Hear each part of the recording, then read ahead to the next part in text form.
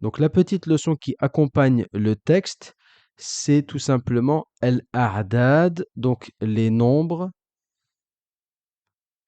de 0 à 9.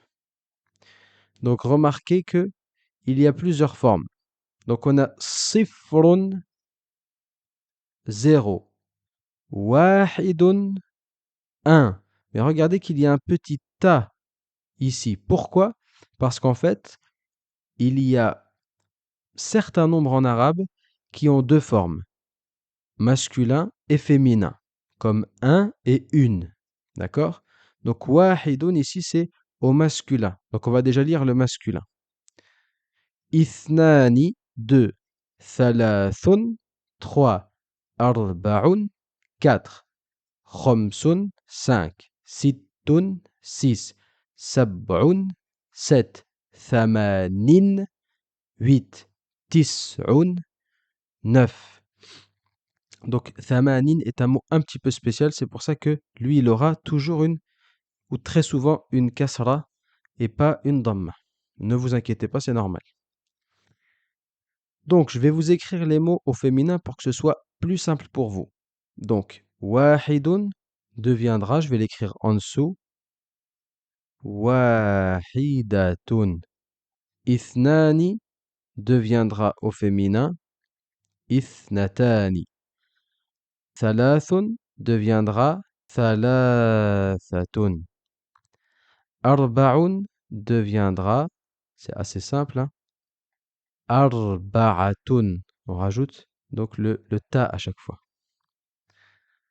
Khamsun deviendra khamsatun. Sittun deviendra sittatun. Sab'un deviendra sab'atun. Thamanin deviendra thamaniyatun. Avec un ya ici. Thamaniyatun. Tis'un deviendra tis'atun.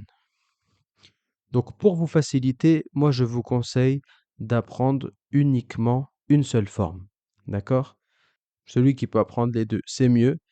L'essentiel, c'est d'arriver à les reconnaître. C'est ça qui vous est demandé dans un premier temps. C'est lorsque je lis un texte, reconnaître lorsque je parle de ces nombres-là, qu'ils soient écrits au féminin et au masculin. C'est ça qui est important à ce stade.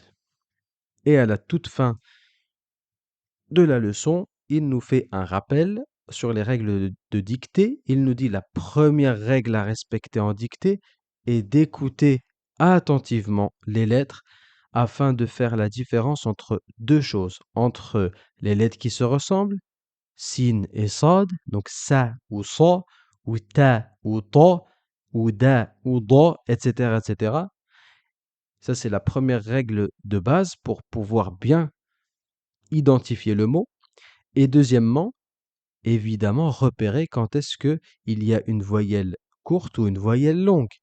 Car vous verrez, on montrera plein d'exemples au fur et à mesure de notre étude que une simple voyelle courte ou longue peut changer totalement le sens. Sur cette chaîne YouTube, il n'y a que quelques épisodes de chaque niveau.